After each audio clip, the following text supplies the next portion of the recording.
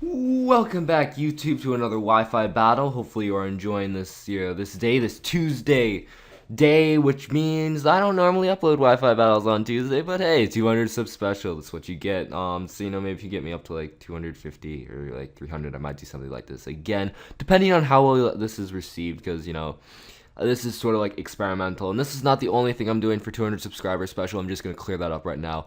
There was one thing that I really honestly wanted to do with all my heart for 200 subscribers, because I was getting close, and then the thing I needed for most was my camera to do it, and my camera broke. So I had to send it into Nikon to get it fixed, and it hasn't come back yet, which I'm hoping it'll come back in a couple days. And then I can start working on that, so hopefully that'll be up pretty soon. But hey, enough of that. We got a Wi-Fi battle here against the gaming Gengar, or Daniel.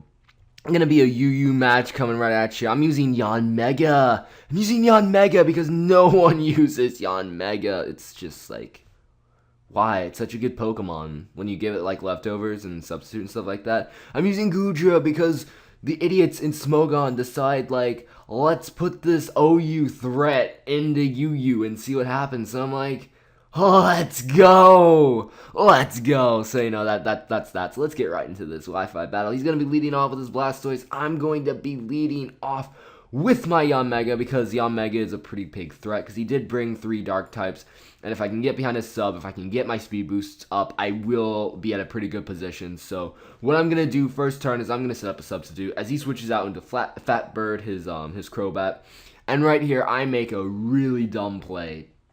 I completely forgot that Crobat gets Infiltrator. So I'm thinking, I'm behind a sub. I can 2 KO this thing with Air Slash. I know I can 2 KO this thing with Air Slash. I don't even need the flinch. So that's exactly what I'm going to do. I'm going to go for the Air Slash. It is going to do about half, and so I can 2 KO it. And it's going to go for Brave Bird. I'm like, oh, okay, that's fine. I have a substitute. Wrong! Infiltrator. And Yanmega dies, just like that. And I'm like, why? Why? So what I'm going to do now is I'm going to switch into my Donphan. I'm pretty sure he doesn't want to fodder off his Crobat. I wanted to click Earthquake, predicting the switch out into something and hit something up pretty hard with Earthquake. But at the same time, getting up Rax was more important in my opinion, because then I basically assure that that is a dead Crobat. So that's what I'm going to do. I'm going to set up my Rizzle Drizzle Rax. At the time I wasn't thinking, but looking back on it, if the Blastoise might have Rapid Spin on it, but at the same time I was thinking it's a Mega Blastoise, so it's more likely offensive without Rapid Spin. As he didn't have anything else to have Mega Evolution, so that's what I was thinking. So I'm going to switch out my Tentacruel because I'm thinking he's going to go for either a Water Pulse or a Dragon Pulse. And both of those Tentacruel can handle pretty decently. And it turns out he has Hydro Pump. He does miss. Miss didn't matter at all, because obviously Tentacruel is too bulky. But anyways, what I'm going to do now is I went for the Scald, hoping to get the burn. I do. The main reason why I went for Scald and not Mirror Coat was I just wanted to make sure that he was going to stay in. I didn't want to reveal that I do have Mirror Coat. I didn't want to reveal it quite so soon. But I see how much damage that Dark Pulse did. So I do know that a Mirror Coat should be able to knock it out. So that's exactly what I'm going to go for. As he goes for a Dark Pulse and he gets a flinch. And I'm like, ah! That is not good. That is not good.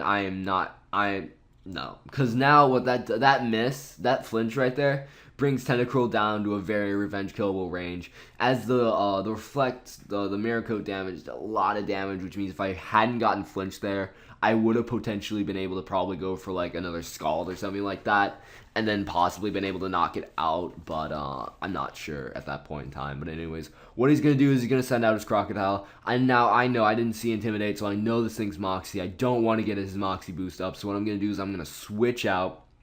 I'm going to go out into my Donphan because it's my only counter. It's my only physical wall, and I think it does a pretty good job as a physical counter. As it goes for Crunch. I was expecting Earthquake, but instead it goes for Crunch.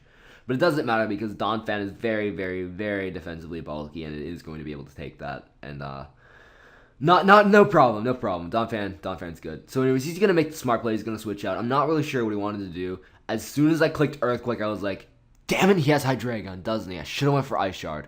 I should have went with my gut and went for Ice Shard. But instead, I do go straight for the Earthquake, as he does go for the Levitating thing. What was going through my mind was if he wanted to stay in, fine. If he wanted to switch out, I would thought the only Levitating Pokemon he had was Crobat, and it would have just died. to stealth rock entry anyways.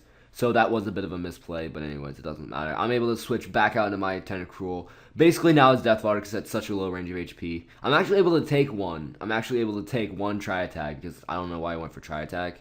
But I will not be able to take a following Dragon Pulse, unfortunately. The Hydreigon's going to roar and Tentacruel dies, which is very unfortunate. But at the same time, it was at such a low range of HP, I couldn't even do anything with it. And he brought a lot of physical threats anyway, so I really don't feel like Tentacruel was going to be that big of a useful anyways. But anyways, what I'm going to do is I'm going to bring in the Goodra! The Gooey Goodra! And Goodra's Assault Vest pulling through, being able to eat up that critical Dragon Pulse. And I'm going to be able to revenge kill with a Dragon Pulse of my own and knock out the Hydreigon. So, that was a big threat I didn't have to worry about, because, like, Hydreigon was a big threat. But anyways, Crocodile comes back in, so I'm like, you know what, rinse and repeat. I can go back out into Donphan. No harm, no foul. I can take it. I can take any hit he wants to go for. And I'm pretty sure at this point he's either going to be I'm pretty sure he's Choice Scarfed, because I'm thinking Moxie, Choice Scarf, it runs pretty common. As it turns out, he predicts me and goes for the Aqua Tail. And, yeah, that was pretty cool. Like, but at the same time, the Aqua Tail didn't do that much damage to me because I am a physically defensive Donphan. So I do feel relatively safe staying in, taking another Aqua Tail, and going for an Earthquake because Donphan actually doesn't have that bad attack. It's really not that bad. So anyways, right here, I literally have no point in, like, saving Donphan because, like, I have to fodder it off. It can get a Moxie boost up. I'm going to go for Ice Shard. I know it won't kill, but it'll bring it down to a very revenge killable range. And then what the main point was it was just trapping it. So then if it switches out and comes back into Stealth Rock entry, it's going to die anyways. It does get its Moxie boost, but I have my Mega Absol waiting in the wings to just come out here. So that's what I'm going to do. I'm going to send out Absolution. I'm going to send out my Mega Absol. I'm just going to go for the Sucker Punch because if he wants to stay in, that's cool. He dies to Sucker Punch. If he wants to switch out, that's also cool because he'll die to Stealth Rock entry coming in, and then I can hit something else up with a Sucker Punch on the following turn. So that's exactly what it does. He does opt to sack his Crocodile because it had absolutely no reason to stay in. So now what he's going to do is he's going to send out Diggersby. And before you all say stuff, I know Diggersby is BL, but honestly, I don't care if you bring BL Pokemon. So long as you tell me so long as you tell me you're bringing BL Pokemon, and then I can bring some BL Pokemon if I want to, but overall, it really doesn't matter in the slightest to me.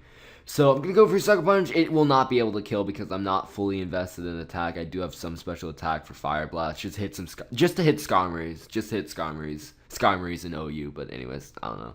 But anyways, right here, I make a play. I know he's going to switch out into Crobat, because I would do that, predicting me to go for a high jump kick, because why wouldn't I go for a high jump kick? So instead, what I'm going to do is I'm going to go for the Grass Knot, predicting the Crobat, because if he wants to stay in, I'm pretty sure Grass Knot will kill. And if he wants to switch out, I won't take any recoil damage, so, that's cool. So now what he's going to do is he's going to send out Hoodlum Scrafty, which is pretty cool. Shiny Scrafty, shout out to Hoodlum Scrafty, even though I don't know him, he doesn't know me. He's still a pretty cool guy. I like him. But that's what I'm going to do. I'm going to switch out now because obviously I can't stay in. So now I'm going to switch out. I'm going to Death Fodder Goodra because really, honestly, at this point in time, there is no point keeping Goodra around. I won't say I won, but I'll say I'm in a pretty good position because I have a Scarf Mienshao with high jump kick that can OHKO. And I can knock out his Diggersby. Even if it's Scarfed, I outspeed it. And then I can knock out the Scrafty too because I got a bit of damage off of the Dragon Pulse. And then it's also super effective. So with both of those, I'm in a pretty good position, I'm thinking. So now what's going through my head right now is there's three options. One, I win the game by spamming high jump kick.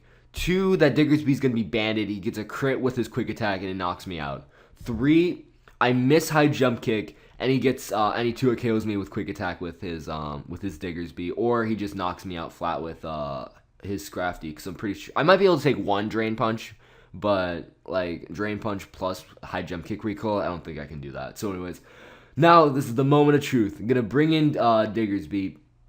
He's at a range of HP. I'm like, all right, high jump kick. We got this. He's going to go for the quick attack. I'm like, please don't be banded. Please don't get a crit. Please not be banded. Please don't get a crit. That might have been banded damage, but I miss high jump kick. It doesn't even matter. That is game, set, point, match. I actually was streaming at this point. I was like, I'm going to miss and I'm going to lose this match. It's going to happen. And I called it.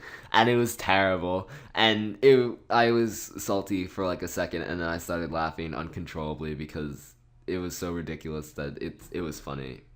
It was pretty funny. So, that was the Wi-Fi match. So hopefully you enjoyed it. It was a really good match. But hopefully you enjoyed it. If you did, leave a like and a comment down below. And I will see y'all next time. So thank y'all for watching, and peace out.